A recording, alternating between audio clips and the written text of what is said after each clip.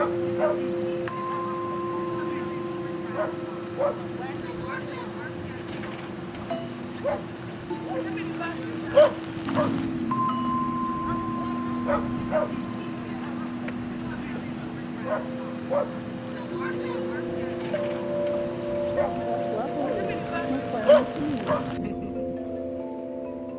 don't even know if I could. Do you play the middle or the top? Hello, my name is Kenny Tinoco, and I'm with, Gabrielle Hurd. and we're with the Samuel Proctor Oral History Program. Today is July 11th, 2023, and we're here at the Pensacola Public Library in Pensacola interviewing Karoline with a K. And Hell, aka Haley. All right, thank you. And if, just for the record, if you guys can spell that out for me. Karoline. You need my last name too? Yes. Nova. Anything else? And Hell, Hale, Morrissette, Morrissette. Very long, like Mississippi. I left the man, kept the name. I know that's right. All right, thank you. So if y'all can start out by just telling me a little bit about who you are, where you're from, and where you're born, stuff like that. Okay. Well, like I said earlier, my name is Karoline with a K. I was originally born in New York, the Bronx, and I came to Florida as a baby, so I'm a Florida baby. My family, they come from Dominican Republic, so I was raised in a Hispanic household. And about me, I got who I am. Okay. Well, as of right now, I'm an upcoming DJ Supernova. I also am an activist within the city. It's been like a long going thing, but I finally settled down into actually being for the community, and it took a long time for me to realize this is what I wanted, but I always had a voice, so I was like, I'm gonna use my voice for good. And I'm just here for people who are like me, who are Afro-Latino, and who are young like me, and who has a lot of passion. So I'm just here for other people's voices, because I got one, and I'm not afraid to use it either. So. Okay, so who is Hale? I am Pensacola, born and raised. I've been here all 32 years of my life. Yes, I just look young. Let's see, I have my master's in social work. So I'm a social worker, not just by trade, but by nature. I love connecting people with anything and everything, as I talk about access, right? I have been a former trauma therapist. I am currently a DJ. I am a community organizer, a national community organizer, actually. Activist here for Pensacola, advocacy work, outreach coordinator of sorts, and a nonprofit connoisseur. So I have done all of the things. I'm part of our Human Relations Commission here in Pensacola also. And I grew up pretty much an only child up until I turned 14, when my dad and my stepmother had my first sibling, which is my brother Christopher, who is autistic. And then I have a slew of other siblings that I am basically an auntie to, more than I am a big sister. And so with my father's side of the family, we are all very much based from Alabama into Pensacola. So we have this very much Gulf Coast type of feeling, like we're the people here, this is our land, that we have very rich tied roots to, because of all of the different ways that we've gotten here, which is also being indigenous too. And then my mother's side of the family, my mother, they moved here when my mother was 11 from Memphis, Tennessee. And now it's only my mother is no longer here, my grandfather's no longer here, it's me and my grandmother who are here. And I have an auntie and her daughter that live up in Baltimore, Maryland. So that side of the family, the women, very strong. And so being very strong and having a very supportive father, I grew up into being someone who was able to use my voice a lot for people in our community. And I have really strong ties to our community because I've been here my whole life. from music to just the political arena and just being outside. So that's, yeah. And I have 2 children now. So we are very much, Pensacola through and through. Nice. And from what I hear, both of you have like a very strong tie to the community here in Pensacola. How did your, like both growing up here, coming from somewhere else and just being here generations your whole life, like how has growing up here impacted how you like view things that go on in Pensacola? I feel like for me, the way that I get to have a more well-rounded view because I actually have the privilege of being able to take a step back and look at how the world works in tandem with what's going on in Pensacola. So I know that we don't live in just a vacuum of Pensacola politics and how Pensacola itself operates, but the way that it's affected by the outside world. I'm actually really proud to be from Pensacola. I was just telling Paul about this, is that Pensacola is a city that is part of some small blips of history nationally, but also like big parts of history, like some of the longest sit-ins that have ever happened civil rights wise happened in Pensacola. And like I get to be a part of that history. My grandfather was part of those lunch counter sit-ins. And so like being able to view it in different sectors and look at the numbers compared to everything else, I think that's affected me in a lot of ways because I'm like, I can't just sit in this one bubble. There has to be a reason why things operate the way that they do, which is why a lot of times when I'm working to like try to implement and organize our folks, like look into the outside of what else is going on versus what's happening here and the people here that are pulling the strings, I should say. Can you repeat the question for me? Yeah, I just wanted to know like how has like basically growing up here in Pensacola affected how you view things now, and like what motivates you to, like you mentioned, want to work for the people that lives here. Okay, so I actually came from Tallahassee before I came here, and how it went was I actually came here during the pandemic. So I graduated in 2020 from Tallahassee when the uprisings came about George Floyd. I was in there, and then I came here for college. And when I was here the first few years, I actually did not know anything about Pensacola. Like, if you guys go view where the college is at, it's very isolated. There is nothing over there. So if you don't know people, you're not gonna know Pensacola. And that's how it was my first few years, because I did not know anything. I was just like, yeah, there's just college. Like, there's just a strip of fast food places down the road, and that's it, and it's college parties.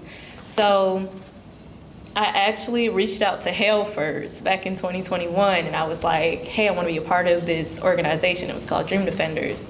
And I was very passionate about it because when I came here, I was like taking my aggression out in the wrong places, and I was like, I need an outlet, and Dream Defenders was my outlet. And so I got into it, and she was like, yeah, you're squad lead. And I'm like, that sounds nice. But then it ended up being like, no, I'm in charge of like everything. And then I ended up being an organizer. And I fell in love with the job because it's something that I've always wanted to do. I've always wanted to help people. And throughout Dream Defenders, I went from being pre-med to going into the psychology field because I was like, I actually want to be able to help people navigate through trauma and through experiences that can affect them, that, you know, look like me and everything. And so I ended up going, she's a DJ, so I ended up going out to like some of her events and everything, and I got to see the life of the city besides that one isolated space. And I was like, oh, there's actually Black people that live here, because I didn't know that. So it became to a point where I didn't know anything that bad that was going on or anything negative. It just came to a point where I fell in love with the city, that I wanted nothing but to improve what was going on and to save them from themselves. That's really nice. That's really beautiful. Well, you know what? Tell me about Dream Defenders. Tell people who don't know what Dream Defenders is, what you are activists for. Okay. You got that. The spill. No, Dream Defenders is a organization that was created after the murder of Trayvon Martin. Students from UF, students from FAMU, a bunch of young people, people in Sanford got together, got on a phone call and said, we have to do something about this. And they organized a march from Orlando to Sanford Police Station. They marched in Sanford. And then from there, this organization just came into fruition of just being this Black-led organization that believes in the rights for all people. And so, like, up until now, what we are is a national Black-led organization that believes in safety and a good life for all folks. And we go by we have something called the Freedom Papers. And there are 7 freedoms that we believe in and we fight for. A few of those, because I'm not going to remember all 7 right now. Don't tell my boss lady. But a few of those is like the freedom to be, freedom of a free flourishing democracy, freedom of movement, freedom from war and poverty, freedom from prisons and police, because we are abolitionists, and freedom of mind, so it's education. Oh wow, I almost named them. So that is, in reality, like that is exactly, and freedom from environmental, like terrorism almost. So, and that is like what we believe in. And so we organize people in their communities in order to get towards the vision of that. And ways that we do that is just by tapping in culturally. We get people together, we let them experience joy, we talk about the hard things. And that's Dream Defenders. I'm actually a founder of the Pensacola chapter of Dream Defenders, which is one of my greatest accomplishments, I feel like, is being able to bring this beautiful vision here to the city that I love so much. You know, I'm interested in, I have a 2-part question for you. Okay. So, how does Dream Defenders' mission relate specifically to Pensacola, and how do, I'm interested in what you said about how when you came to Pensacola, you didn't know that there was Black people here. Like, you didn't know that there was a Black community here. How is this someone who's like a native to Pensacola and someone who came here to Pensacola? How do you view the city's issues differently? You know, how did you come to the same place of wanting to both be Dream Defenders? From those different backgrounds. That's my twin for real. No, just like. We have a campaign called Safe Streets, and it started back in August, well, a little bit before. We were talking about it before. Mm-hmm. And the first few months we were canvassing, knocking on doors, asking them, you know, we were really trying to narrow down where through the different things within the Safe Streets campaign we wanted to hit, because it's like housing, gun violence. I don't remember all of them because it's like 10, but those 2 were the main ones that I knew was going to be a problem within Pensacola, because housing, skyrocket, gun violence, problem. So we went knocking door to door asking them what the issue, what could not solve it, but put us in the right direction into slowing it down. So we did that for the first few months. We went to different meetings, having discussions and everything. Back in December, we actually did a peace cipher, and we got local artists and DJ Hale DJ'd it, and we did interviews and everything. And the peace cipher was so nice, so beautiful, because they actually had to rap about peace. So a few months after that, we ended up going to the sheriff. What was that? The sheriff? Oh yeah, the sheriff did a forum on gun violence. Yeah, that was like to this day. No comment. So we're gonna move on. But anyway, so then we realized that. Well, actually, I realized, because when I came in, it was a struggle. Before I came in, it was kind of like a struggle to bring in young people. So when I came in, I'm like, I'm dragging all the young people in there. And so I did, not all of them, but we ended up thinking about how we can navigate into bringing in younger folks into Pensacola's squad and doing things that they like to do. And we want to talk about how to have conversations without using violence, but more of like, how can we resolve this without getting violent? Like, even if it is just, y'all need to go boxing, go box. Like, we tried to partner. I don't know if we're still partnering, but we tried to partner with somebody who's doing like boxing lessons for the summer or the year. And we were just like, we'll pay for a few kids for free boxing lessons there or whatever. And so that's how it kind of ties in, because we have a whole campaign under it, and gun violence is a problem in Pensacola that we're trying to just dim down at the moment. Yeah. And then the second question, how do we view things differently? Yeah, like, how did you both come to the same issue as someone who is from Pensacola and someone who is from the university? How'd you even find me? I'm a Scorpio. I'm just like, I was not thinking about it. You wrote me personally. You didn't even write the Dream Defenders page. yes, I did. Oh, this is what happened. I'm gonna explain. Okay, I'm gonna explain what happened, because I was honestly very passionate. I was like, I'm gonna find an organization, like it could be people of color, Black, but I'm gonna find something. And I was like I was on Instagram. Don't know where I went, what pages I went to or anything, but I was just on it. And then I came across Pensacola Dream Defenders, and I was like, oh, what's this? And I DM'd them. I don't know if the person DM'd me back, but I clicked the link that said email, and her email popped up, so I emailed her. Wait, well, you know, that's a beautiful story, but I'm interested in, like, how did you, like, what about Dream Defenders and their mission spoke to you? Like, what on college campus wasn't working, where you were like, I need to get involved in activism now? Because they didn't have a BSU. Our college campus did not have a BSU. They did not have anything for Black people. They did not have anything at all. It was very like, I was isolated. They had Black people there, but they didn't have anything for the Black people. And if they did, they weren't active or as active as they should be. So it was just like, the Black community on campus was a Black community, and it wasn't really like a spokes type of thing where if you had a problem within that community on campus, it was just like a problem. Like, it wasn't no safe space to go. But they did have Divine Nine there. So it was just like, if you really weren't into the whole thing of Divine Nine or stepping or other like things that other people were into, it was just like you're a lone wolf there. So I just had like went off of campus, and I was like, I gotta find like my people. Like, I need a release. I need to feel like I have a community. And on campus, I didn't feel like that.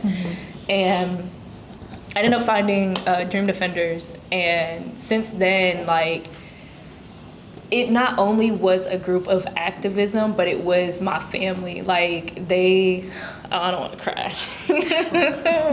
They don't realize, but they saved me from like a lot of stuff during those years. Oh my gosh. Especially hell. So that's like my family. Like, not sure how to see me emotional.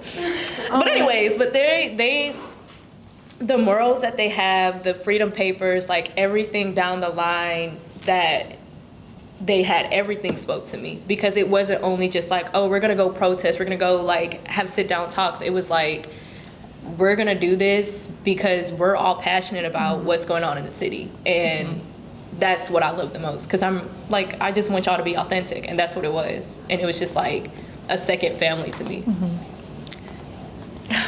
Do you want to take a break? You don't have to. I'm good. Are you okay if I keep asking you questions about it? Yeah. Okay. Yeah. If y'all see me cry, it's okay. It's okay. Okay. It's okay. Yeah. Thank you. Well, you know, I'm interested in the way that how is the university failing its Black students? That you know, it seems like they're really leaving people in a way that they feel really lonely. That you seem to feel lonely while you were there. And if I could add to that, what university is it? The University of West Florida. I got 2 degrees from there too. I'm not even gonna fuss because you ain't wrong. Okay, so when I first came, like I said, it was during the pandemic. So a lot of stuff was, when I first came in there, was unknown. Like the only thing that I know was the Divine Nine. And I'm not really the type to go into all of that, because I literally came to Pensacola to focus on myself. I was like, I don't want to do nothing else. And then after that, everything lifted up, a lot of things like went with it. So it was just a lot of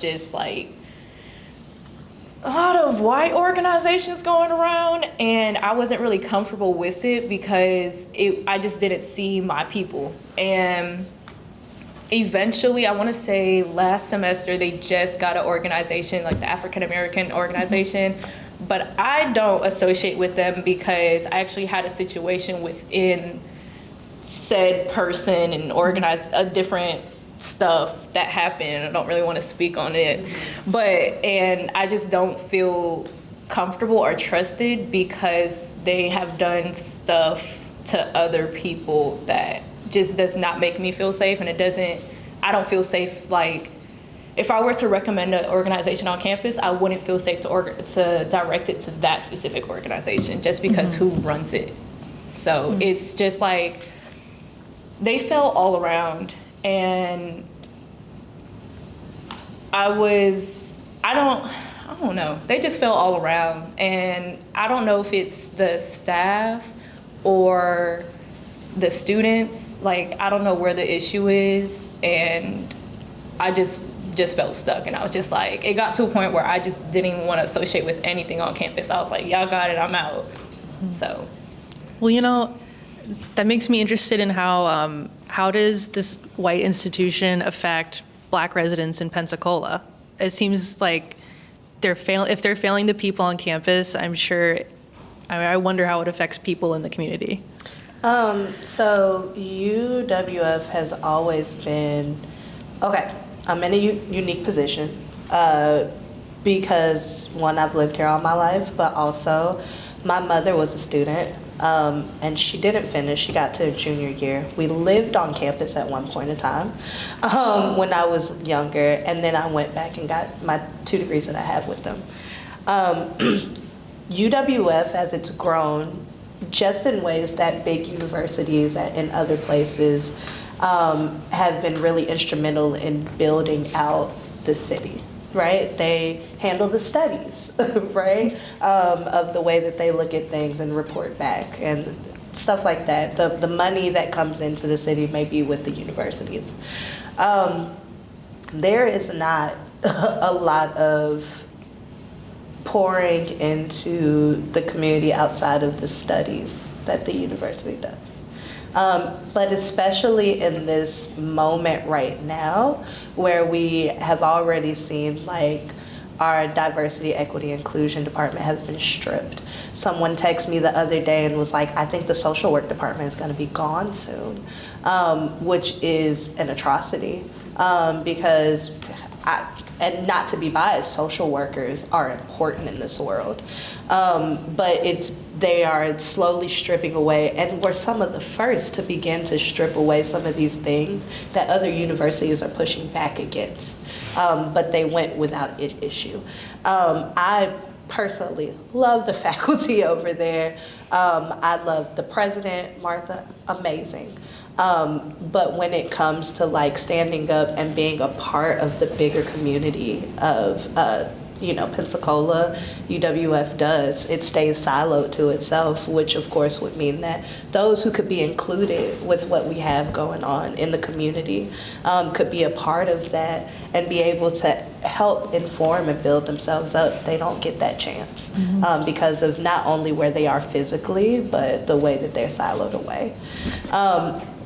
And I also am able to say that because I've been able to watch. When I was a trauma therapist, I was an advocate, a sexual assault advocate also, and I was able to be there to see how is the security set up for those that are on campus, how they may have treated those that were different diversely. So yeah, there is a way that they could be pouring in that they don't. But there are ways that I have watched faculty members in the past try to push back to be better, but then I saw it silenced, that they weren't able to. I remember having a professor, I want to say actually in 2014, 15, we had Race and Reconciliation, which was a group. It was social workers, educators coming into the Pensacola community, downtown Pensacola, having meetings with people from all diverse backgrounds to talk about the issues that we had. And then that ended up getting stamped out because they didn't like that. No, let's not do this. This is not a good idea. We don't know what we'll face. And so not being able to make inroads like that, that's failing a community that you're supposed to be a part of.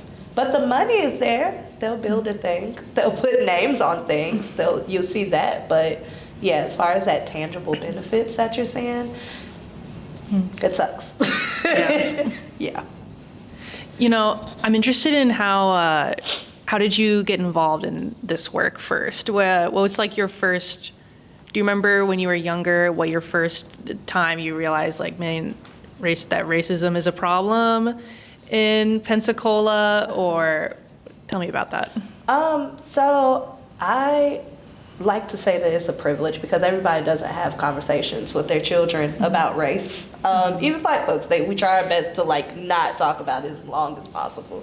But like I said, my grandfather, my father's father, did the lunch counter sit-ins that happened in downtown Pensacola. He was one of those people who started off being like one of the first Black proctors at international paper. He always fought back. And so he raised all of us to be the same way. So I always had conversations with my daddy about race. My mom was like, let's be nice about it, but we need to talk about it. But my mom was part of the Juneteenth committee. She told me to be proud. Like I was raised to be proud of being Black. Even when it was hard, I was like an only Black ballerina at one point in time, and that was hard. It was like, I don't know, I want my hair to be straighter, and you face that. So it was early on in my life when race was always a thing that was in the front of my head, and I noticed things. But I did not notice and want to speak up more than I already had growing up until I had my first child. 2012 was the year that Trayvon Martin was murdered. And it was also the year that I had my first son. So I was pregnant with Dante Jr.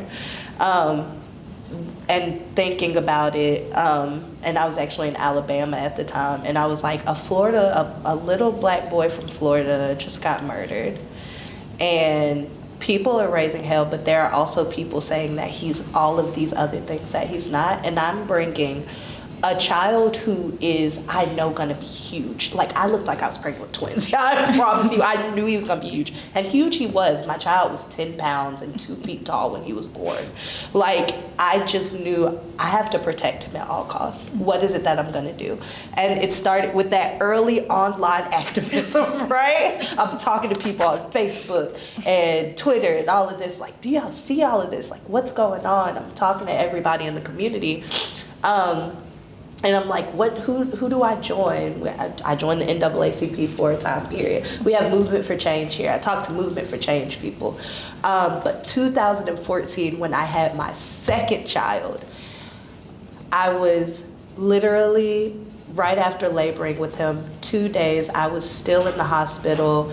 Michael Brown was murdered in Ferguson, and I watched the Ferguson riots from my phone while breastfeeding, and I said I had to do something. I didn't know what it had to be. It had to be something different. I have too many Black boys here in my life, and I already know that I've watched like the issues that happen. I've been right here to watch them. My dad, I've heard all these stories. I've been able to witness it. So 2014 was the first time that I actually organized an action. We did a candlelight vigil at the MLK bus downtown Pensacola, and it started from there, and it just grew into me not doing or focusing on anything else except equality and what it means to like make conditions better for Black folks. and everyone else right here in Pensacola. I ain't care about nowhere else as long as it happens in Pensacola. But now it's brought me into like this national arena. But yeah, it's always been there. I've always been radicalized. Budgets radicalize me more. We could talk about budgets all day. I hate police budgets because yes, I am. What? You spent how much on that? I'm poor. What are y'all doing with this money? But seriously, it really took me having children to be like, I can't just sit at home and be on the internet. It's not healthy either because you just internalize. You got to get outside. You got to go find your people. You got to go find your other family that's going to help you like make the changes that you want to see in the community. So yeah, sorry, very long story. That's not too long. I love hearing about it. What are changes that you've made in the community? I'm interested to hear. Oh my gosh. Oh, I don't know if I've done too much. Okay, let me answer that for her. You've done a lot. Hell has actually... Hell has brought so many people together. Like, Hell has made sure that her events were like, first of all, you're not gonna get into nothing at this event, but you're also gonna feel good. Hell has brought a lot of people together, whether it was for a party night, a protest. You talking about the march from on the bridge? Oh, that did happen. Yeah. Okay. Now you can remind me. Okay. So, one of the things I did help, I was instrumental in. One of the first things I did, we got there used to be a Confederate flag that flew over our base center. I was one of the people that convened people and just got them really radicalized around this. It was that was a stretch of time of trying to get that down. But eventually, it did. We went to commissioner meetings. I think some of the first people to ever threaten my life over like racial issues came from that. And to this day, I have messages in like that private inbox on Facebook that the message requests, don't check them. They're terrible. That's when people first started like circulating, I think, my picture and stuff like that, like I was this terrible person. So, but we got the Confederate flag down because I do believe that sometimes symbolism can proliferate what the vibe is of a community. So I was the first person to organize around the Confederate monument we had downtown, which eventually came down after 2020. I end up being a person that initiates a lot of stuff, and then I fade to the back and get a chance to watch it actually happen. That is true, right? In my life, that's actually what it is. I end up initiating a lot of things to be able to say, okay, here you go. I already did all the hard things. I've been threatened and everything for you. Go do the things.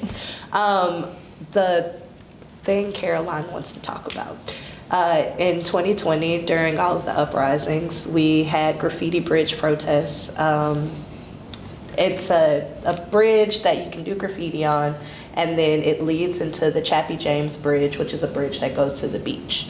We spent like a week or two just outside protesting at this bridge, but not going into that main area. The mayor had decided he was going to support the protest at this bridge area and everything, which I thought was a slap in the face because the year before that, we had been protesting the mayor because the city of Pensacola Police Department had killed Tamar Crawford. Tamar Crawford, his family is everything to me now. I didn't get to know him personally, but I got to know his family. He was murdered by a police officer in front of his partner and their 3 kids.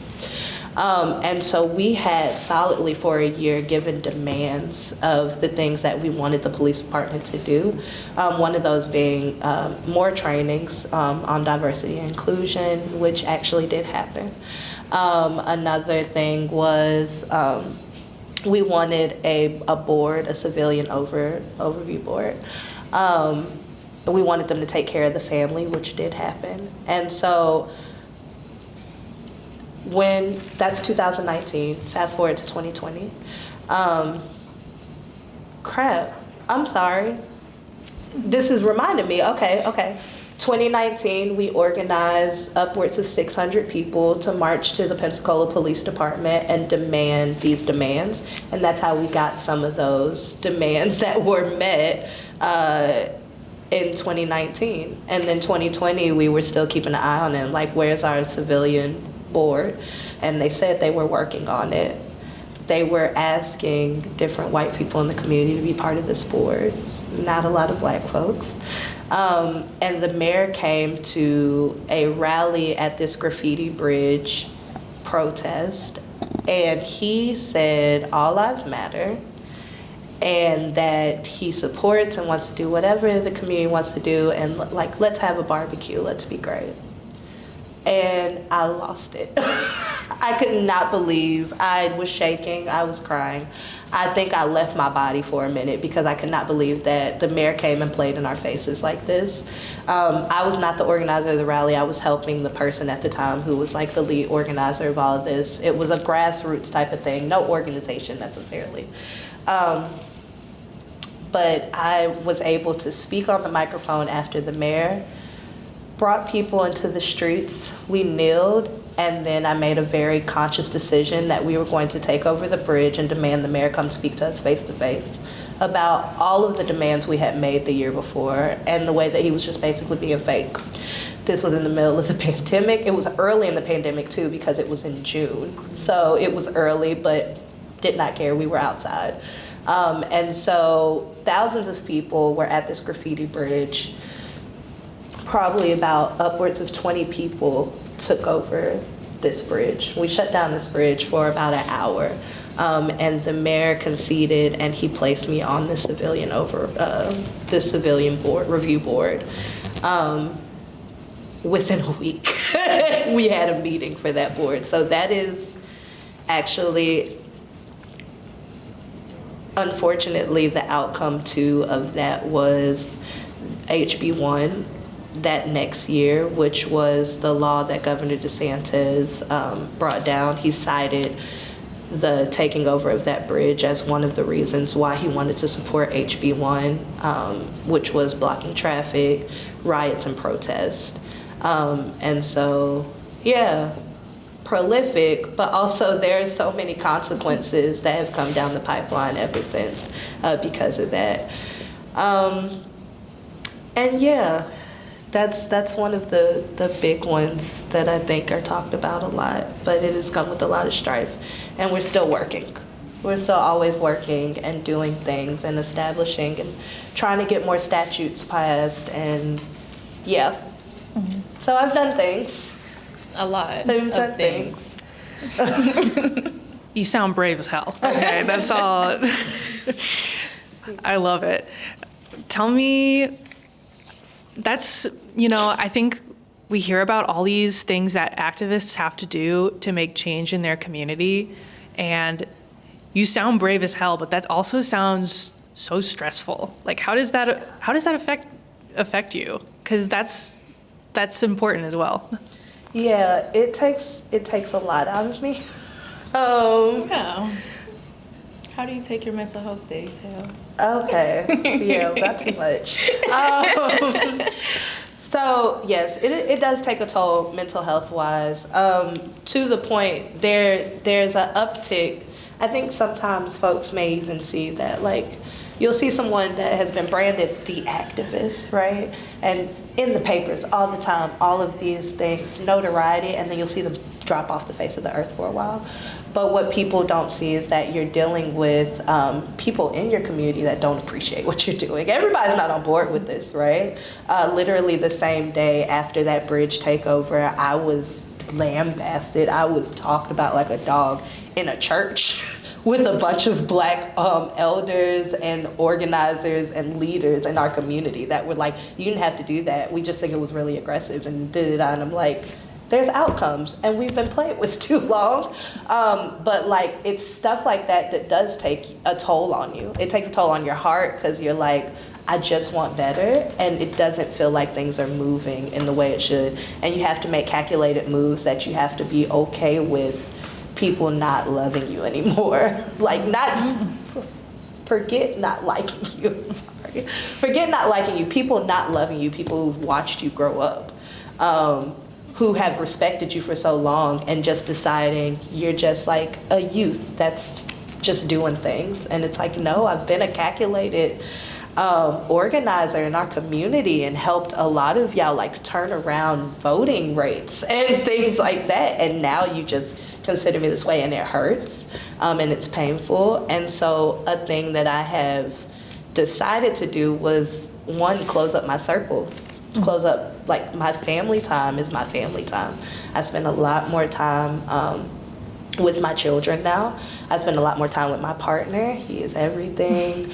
And because you also have to cope with not necessarily feeling like you're protected or well protected, which at this moment in my life I am. I know I'm protected. I know if I walk out on the street and somebody yells at me the wrong way, somebody is ready to like shake the table, right? But you still have that moment, and you have to go back and recount. So a lot of things include like making individual connections with people for a while instead of making those mass appearances.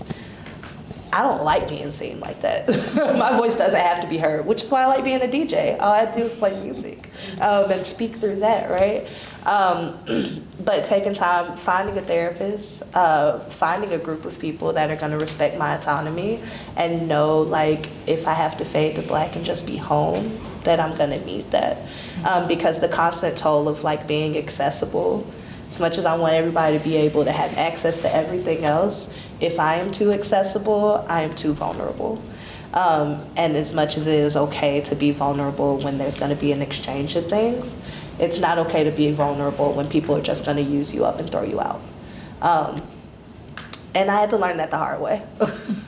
So I do a lot of taking care of myself mentally, emotionally, and physically too. Mm-hmm. I have to. Yeah. Proud of you. I don't think people realize how hard it is to be an organizer, because you got love for it, and the love is so strong, it's so hard to take that break, because then you feel guilty for that break. It's hard. Mm-hmm. Does it affect you as well? Do you want to talk about it? Oh yeah, it was heavy on me. So after, I want to say 1 year of being just like a volunteer, I accepted a job through Dream Defenders to be a community organizer. Well, first it was a organizer in training, and then it went to community organizer. Thank you. So, okay, I'm gonna have background music with my story. Love it. We can ask them to pause if that's possible. It sounds like. Okay. Pause in the interview for the transcriber. That sounds like a trombone. It is. Or a trumpet. Do you want me to keep recording or should I pause? You can keep recording. Okay. We'll have a pause in the interview for a second. That's hilarious. Is someone practicing doing music lessons over there? Look. I thought it was maybe like that little panel they had out there. That's what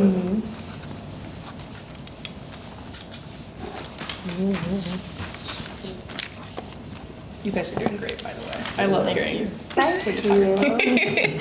Oh, we got stories for days, especially Hale. If y'all don't realize, everybody loves Hale in the city. At least from what I've seen. Sort of. Like, That's like people that matter. the people that matter loves Hale. that is brave as hell, taking over the bridge. I mean, I know it's not your fault. Whatever consequences come from that, because it's just some action needs to get taken sometimes. So. Yeah. I wish I was here during that time. That was the. I was in Tallahassee. Yeah, you was. But you came to me right after that. It was great. Yeah, that was a moment. But I think a lot about that moment. Even sometimes people share like videos and pictures. They're like, you remember this moment? I was like, I don't know. I was out of my body. I literally cannot tell you. I remember going out there, getting on my knees, boo-hoo crying, and then boo-hoo crying walking back from the bridge because something great had happened. But then that night, it was like all the wind was taken out of me. I think I really did make an intentional, I can't be outside with y'all more like this unless I have to.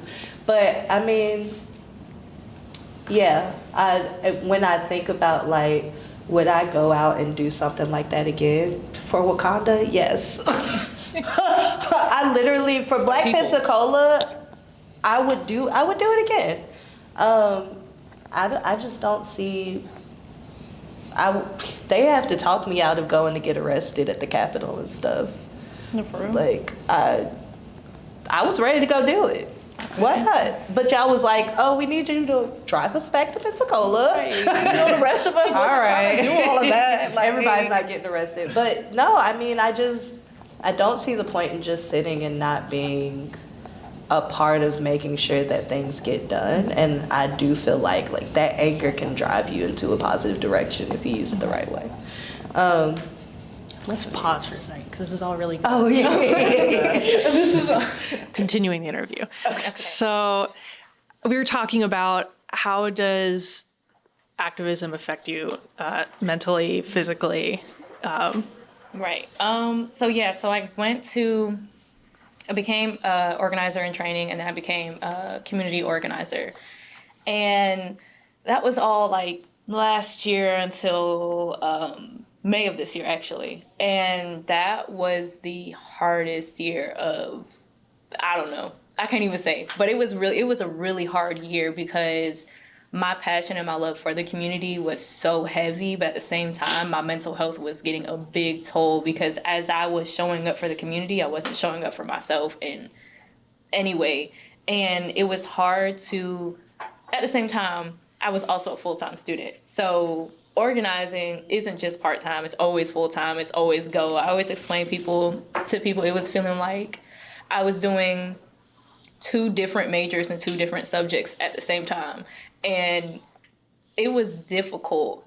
And so I ended up having to drop a semester of classes one time because it was a debate between school or work. And I was like, well, I gotta work. So I chose work. And throughout that time, it was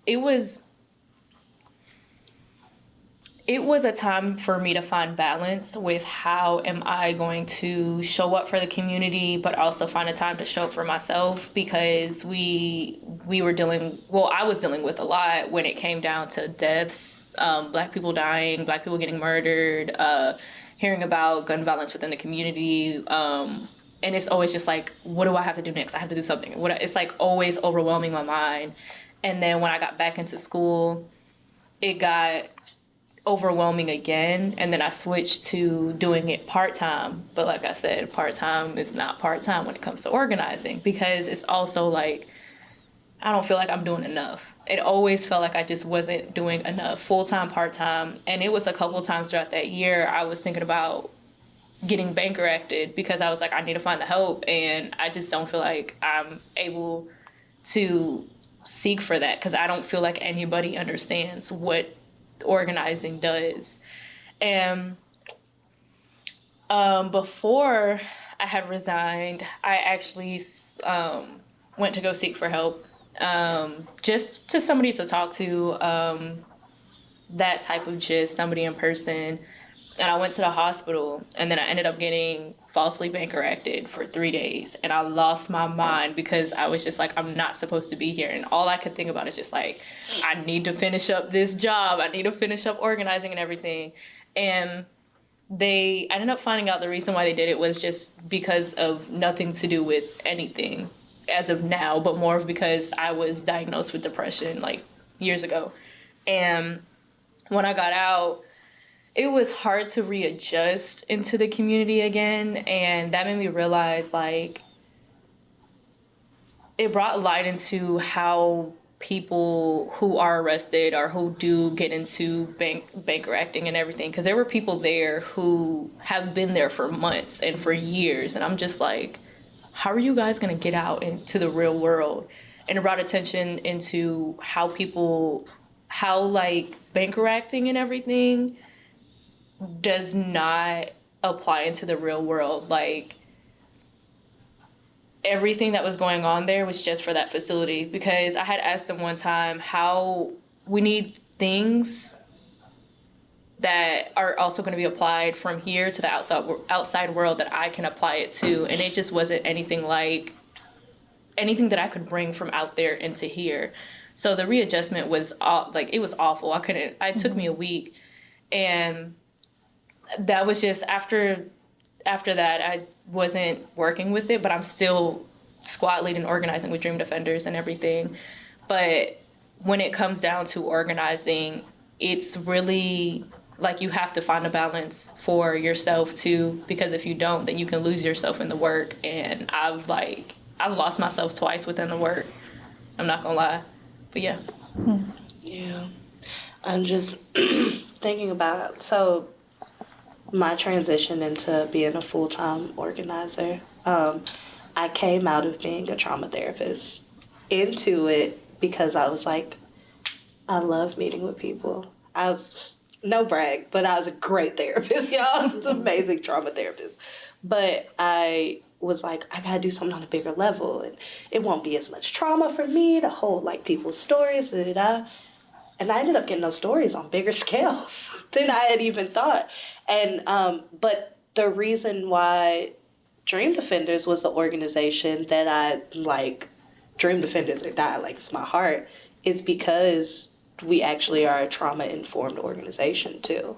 Like, if I say this is too much on my heart, it's messing with my head, there's an understanding, and everybody understands what that heartache feels like and how to deal with it. And that's why I appreciate the organization. Like, nobody's gonna say, oh, well, like, even in where you do a therapist in a trauma therapy like environment, they're gonna be like, you know how to deal with those things. We need you back in a couple of days. They're not gonna do that. Dream Defenders, like, you need some time, you need time.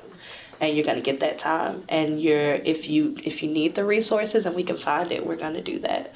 And that's what led me to Dream Defenders in the first place, was like transformative justice and community care with each other. It was so important. It was so important. Mm-hmm. So yeah, definitely here with that and understanding, because it's a lot. It is actually maybe even a little bit more traumatizing than because of what you hear and what you find out about people as you get to learn folks, and how you have to step in to help when things get tough for a lot of people. It can be hard. Mm-hmm. Yeah. You know, I think a lot of times people talk about activism and the sort of the stress that comes with it. What, for people who aren't involved in activism, what is that hard part? What is that traumatizing part where you that you have to deal with? People who aren't involved in it might not understand the ways you engage with the community. Yeah. Well, for starters, for me, I feel like because of the accessibility of like being a person who people are going to call up anytime something that happens, I am probably constantly one of the folks who, like, even my personal Facebook, my DJ page, everything, if something happens with a police officer where there's a video or something or any type of description of what's happening, people send it straight to me. And I don't have an issue with that. But it is hard if I haven't already got my mind right around it, of like, they did what? And they threw you? Like, and you're in pain in this way? Like, that is a hard thing to help carry for people. Or when it's deaths, it's even harder. And so, like, constantly being like that middle person to try to help people navigate is being an advocate all the time. And it just never turns off. There are no business hours for being an activist or an advocate. It's not 9 to 5 unless you are like really, really strict of like, I have my do not disturb on, you know? Don't pay attention to it though. You do got it on. Don't, not too much. I have my do not disturb on, but that doesn't mean that like people need to be able to connect with me so that we can help what's going on in the community. Like, we can figure this out together. And it takes, because organizers want to build more organizers. So you hold that heartache with other people that are learning to become organizers. Karoline is so close to me, I keep her at my hip, right? But her heartache can be my heartache sometimes because I'm her mentor. I'm going to be holding that with her too. And there are just so many different things in the world that can happen. And even just the shared stress of national deaths in the headlines that continue to come down and like, well, what are y'all going to do about it? Anytime a death happens in our communities, and it's civilian deaths, right? As there's gun violence. Who gets a phone call? What are y'all gonna do something? Let me tell you what actually happened. Like, I don't know if I really want to know. But we continue getting those stories. But then even when we ask people, what is it that needs to be changed in the community? We get these stories about how what was he, like 13? And he was like, oh, we don't have any violence in our community. Dude, your dad just got killed. Like, we hear those stories It's too normalized to where they don't think it's a problem. And and we're, as much as you want to turn off that. When you say they, who are you talking about? In our community, people who constantly face like violence and terror in the communities all the time, right? Whether it just be something that rises out of poverty, or it's just state violence, right? It is not supposed to be normalized the way that it is. And as people that are advocates and activists and organizers that are doing this social justice work, we refuse to normalize it in our heads, so that means that it hurts our hearts constantly. And that's what it is. Like, it's normalized to who's telling me about it. They're like, yeah, I mean, the thing happened. But I'm constantly hearing, I'm like, that's not normal, and we have to change it. And so it hurts. It does. It messes with your head. You know, it seems like, can you tell me about how you see examples of that violence feeling normalized in communities, and the burden that places on you, but also the burden that people in that community might not realize they have on their shoulders?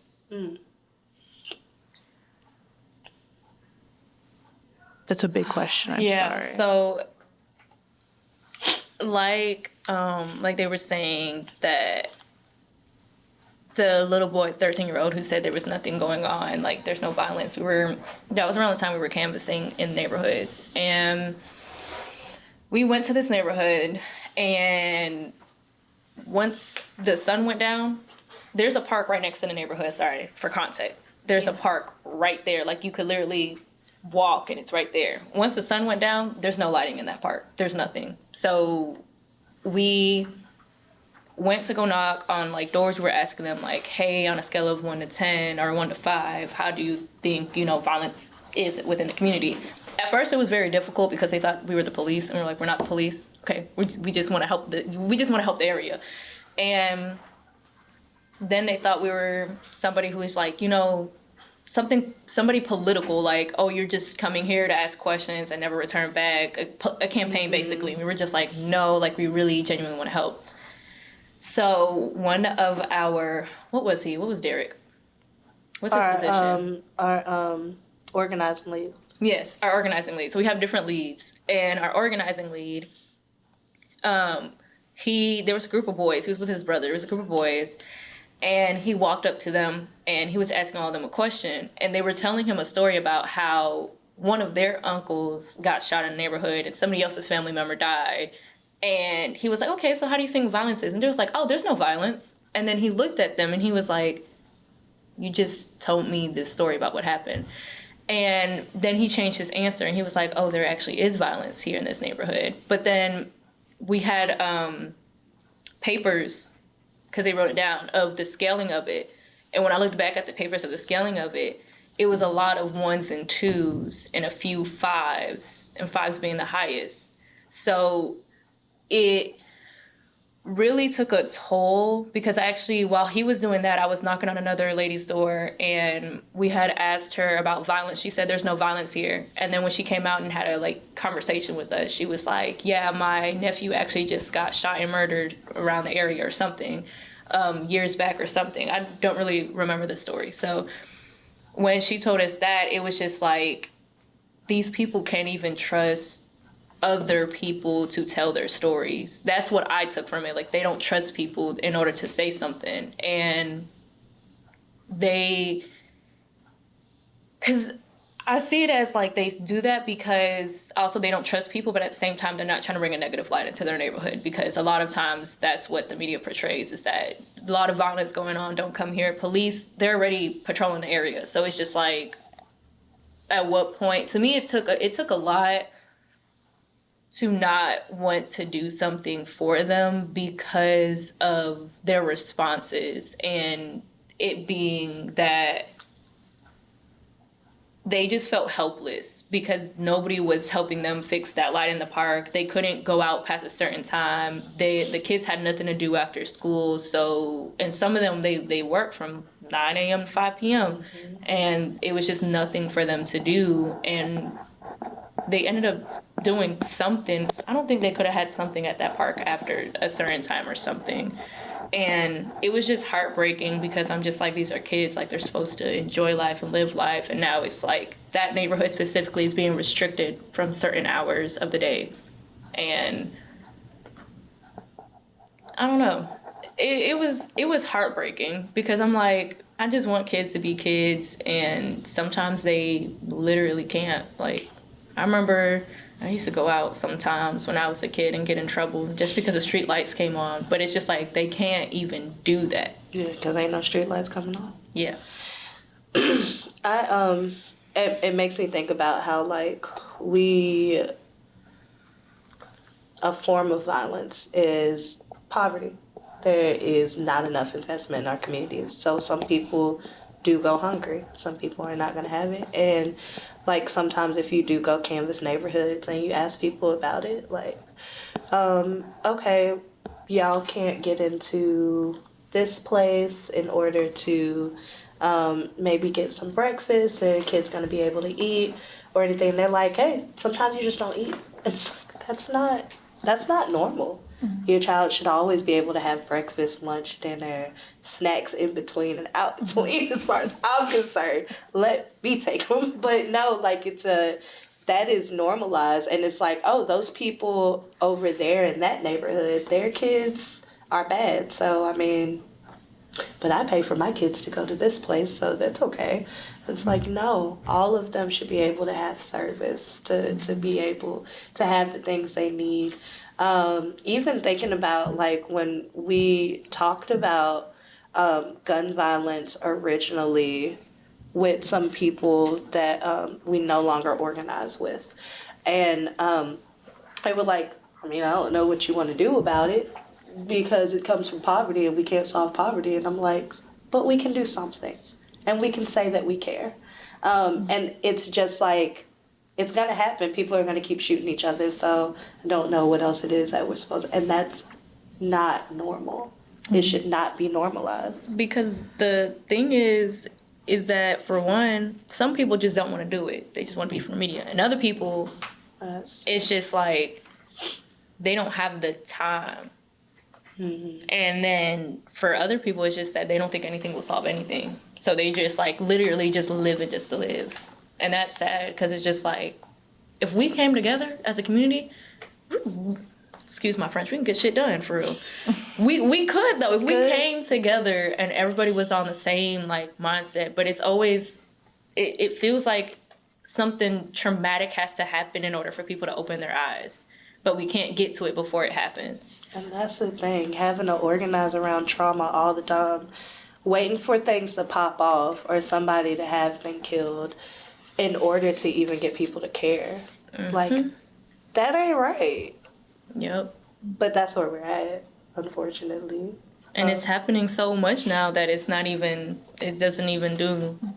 Can I ask, how do you feel about this mindset that, like, things aren't going to change? Like, poverty is just poverty. Gun violence is just gun violence. What people do you think are saying that in Pensacola that's stopping progress the most? Is it the university? Is it the mayor? Is it, what do you think? So yes, I think there is a piece institutionally of, I couldn't pinpoint and tell you that it's one specific institution. I feel that they all work together in tandem to keep us into this social hierarchy anyways, right? That is just, that's capitalism. That's patriarchy. That is all of that, all into one place, of making it so that, you know, this can't change unless we do some sort of, there has to be some sort of breaking point. I feel like the majority of people are folks that are more well off, that are going to say, oh, because they believe that it is a moral issue rather than a societal issue. These are societal things where we could come together, we could bridge a gap. We could do more. We could get more funding into these communities. We can have interventionists in these communities if we wanted to. We could be doing a lot more to make sure children aren't born into poverty if we wanted to. We could create more jobs if we wanted to. And so people that are part of some of these systems believe that those that fall into that tier that need those services is a moral issue because they don't want to work hard enough. They don't want to do more. And that can fall on our commissioners, city council people, mayors, presidents of any other types of institutions, people that have resources, money, that just believe, I worked really hard and I got it, so somebody has to do it also. It's those people. And it's not just those people in Pensacola, that's everywhere, right? But in Pensacola specifically, it's those people. I can't say no specific names. But I do know that it has been really hard, the work that I don't get to talk to people about, which is that I have to continue talking to these people that are in power to try to change their hearts. If not their hearts, at least their minds and their pockets, right? Like, that is something important.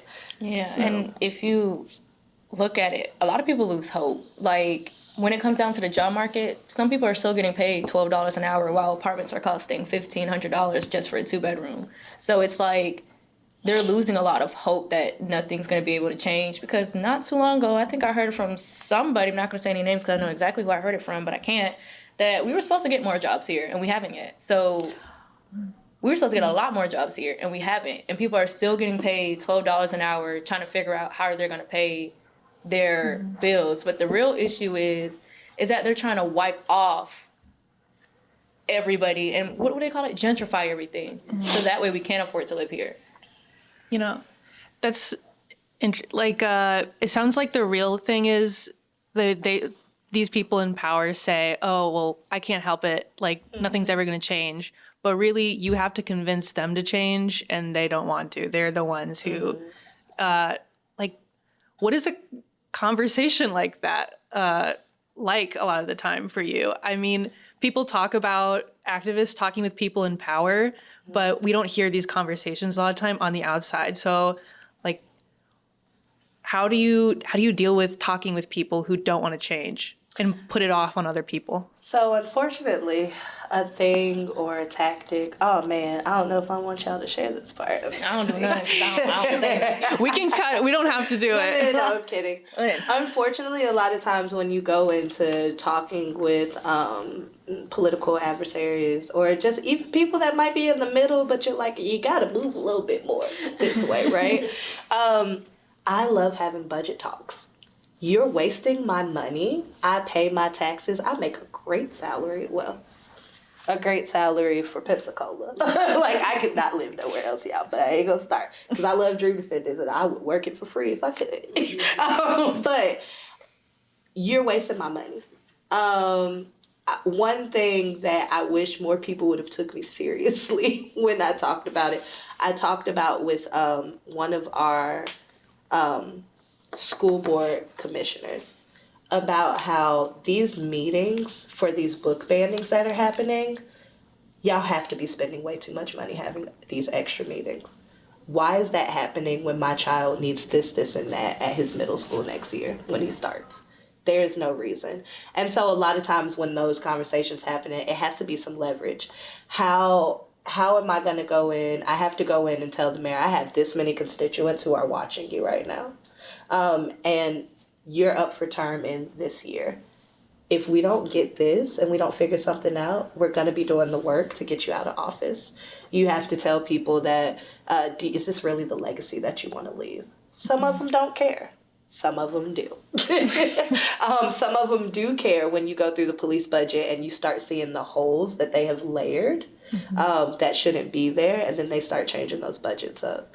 It is super important. And those are actually very hard conversations when really you just want to go in there and be like, look at the people, man. What about the children?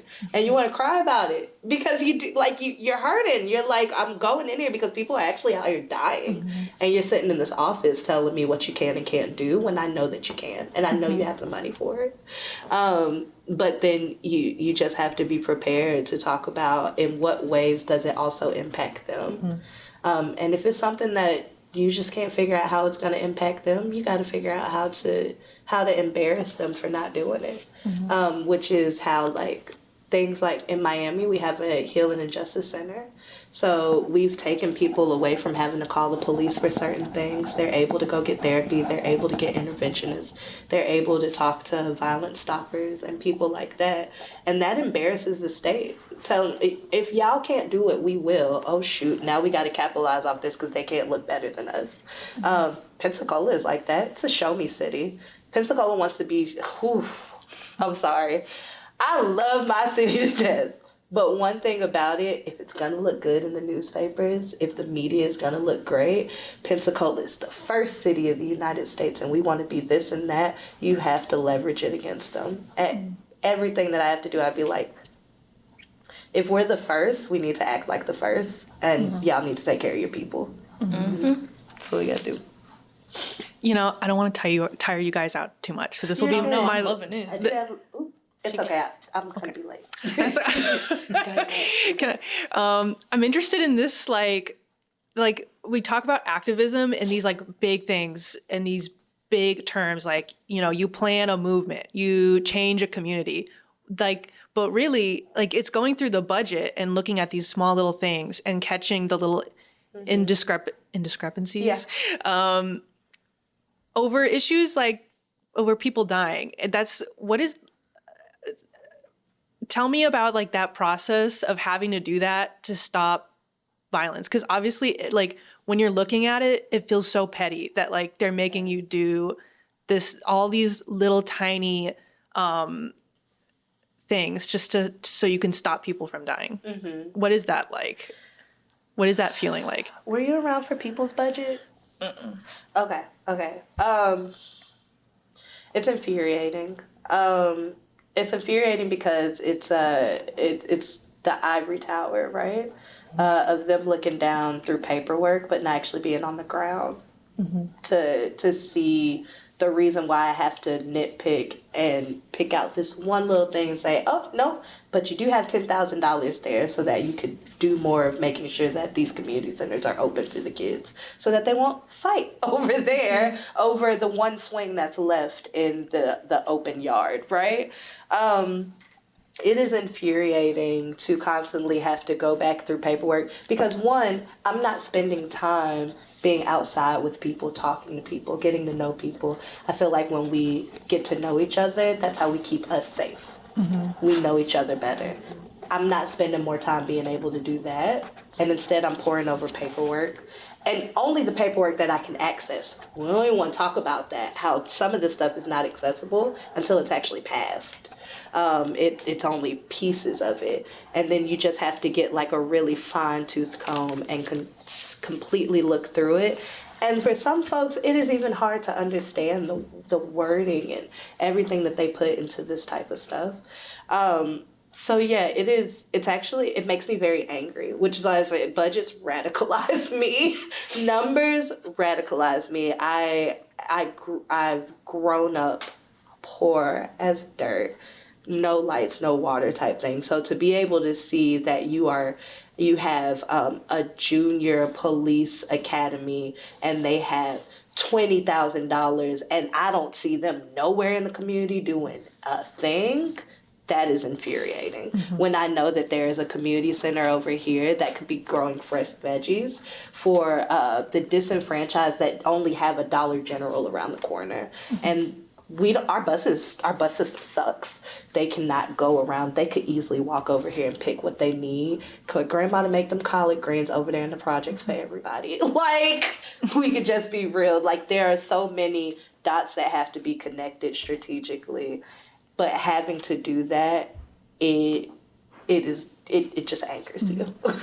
Yeah. What do you think people can do? Because it seems like organizers in general are completely overwhelmed by the amount. Like, if you have to work with the community but also do these little tiny petty tasks, how can people help organizers by doing small things like that? What can you read? What can a normal person read the budget and tell people, like, when they see something that's wrong, or just what should we be paying attention to help you guys? So the one thing I will say what Dream Defenders has that I think that every organization should have is a core team. So we have squad lead, organizing lead, training lead, finance lead. Am I missing something?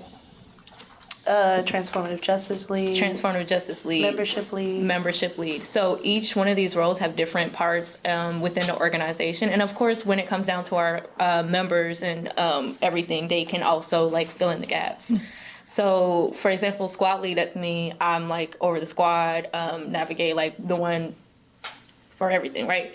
The organizing lead is the one that helps me organize events, organize everything. Finance lead goes over the budget, how much we're spending, what are we doing with this and that. So, and the list goes on. Transformative justice, it's therapeutic, everything.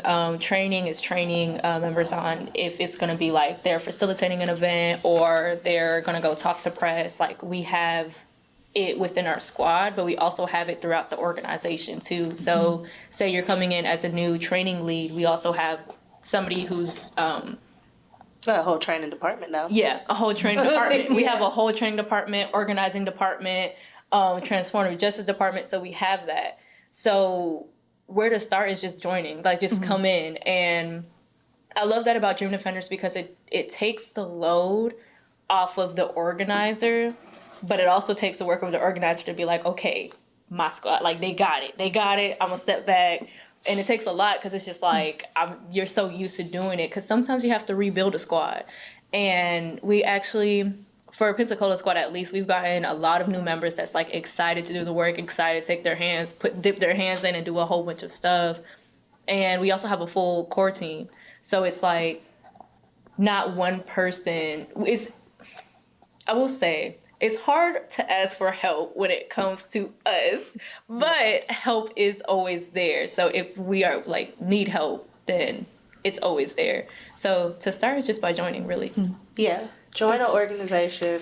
Organizers build more organizers. The community is a community full of organizers, if we're being honest, if they want to be, right? Where we could set up committees. We could tell people, hey, when the budget comes, about 4 of y'all need to go through this, look at it, see where we need to go protest it. And I would love, what it is that we are in a point where so many people are stressed out, financially, physically, emotionally, mentally, right?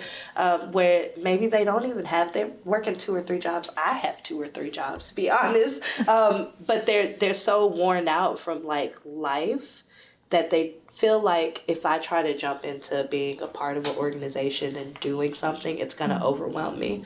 But the truth is, we're overwhelmed when we don't have enough people. When everybody is able to come in and pick up a role, we're not stretched too thin. We are way more powerful. And so, yeah, people can join in, grab hold of an organization. Dream Defenders loves to, we are always open for new members. We're a national organization now. But just join in and start doing the things. And I promise you, change comes. It's just that you got to shake a tree. That's amazing. Our camera is dying, so I'm going to I'm gonna wrap up for today. Thank you guys so much. This was amazing. I'm definitely gonna look into Dream Defenders. Yes, so I'm coming to Gainesville. I'm coming too. So excellent. So you want to come? Excellent.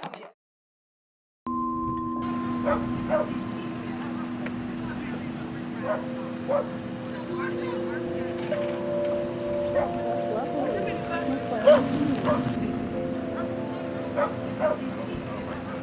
play the middle or the top? Oh my goodness.